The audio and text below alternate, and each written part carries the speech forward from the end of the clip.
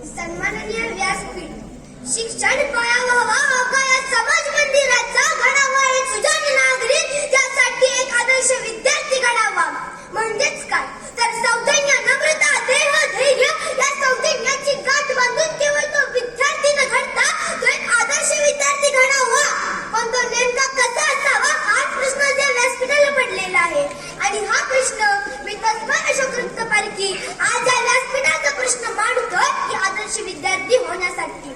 मित्रहो, परिस्थितीची जाण ठेवून, वडीलधाऱ्यांचा मान ठेवून, सौजन्याचा गुण ठेवून, नम्रतेचं मान ठेवून, ध्येयाचा ध्यास ठेवून, शिक्षणाची कास धरून नुसती स्वप्न न पाहता ती पुरी करण्याची मनामध्ये आज ठेवणाराच खऱ्या अर्थाने आदर्श विद्यार्थी असू शकतो.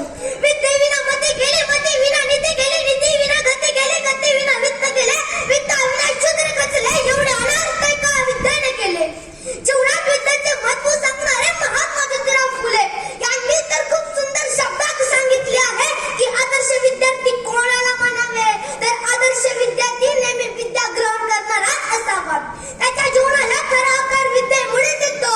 म्हणून ते म्हणतात की विद्याधनम सर्वधनम प्रधानम.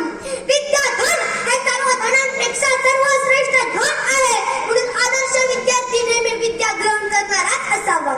ज्यांनी आपल्या आईच्या इच्छेसाठी मराठ्यांचं राज्य निर्माण केलं अशा छत्रपती शिवाजी महाराजांसारखा असावा. शिक्षण हे वाघिणीचं दूध आहे.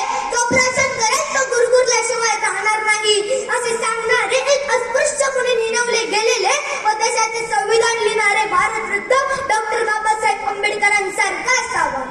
स्वप्न जी नसतात की ती झोपेत पडतात. स्वप्न ती नसतात की जी झोपेत पडतात, तर स्वप्न ती असतात की जी आपल्याला झोपू देत नाहीत असे सांगणारे डॉक्टर APJ अब्दुल कलामांसारखा असावा.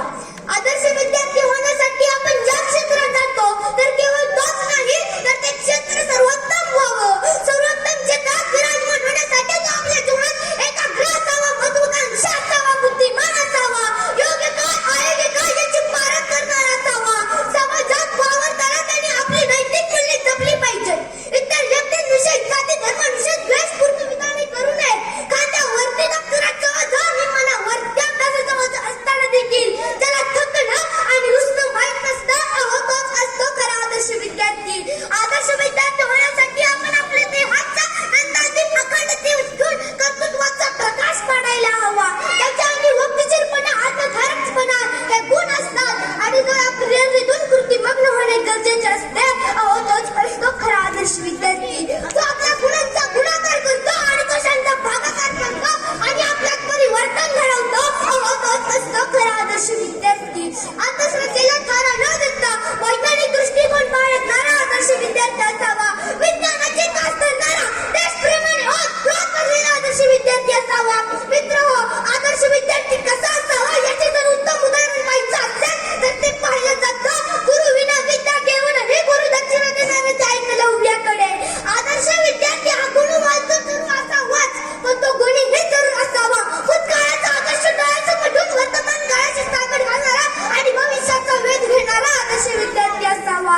आदर्श एकंदरच काय तर आदर्श या शब्दाचे जे मापदंड आहे ते सर्व मापदंड स्वतःच्या आचरणात आणणारा खऱ्या अर्थाने आदर्श विद्यार्थी असू शकतो.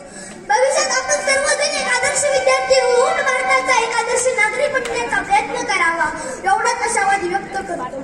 शेवटी जाता जाता माझ्या बालमनाला एवढंच म्हणावंसं वाटतं, जो काम दुनिया को नामुमकिन लगे वो इससे भी मौका है दुनिया को अपना कर्तव्य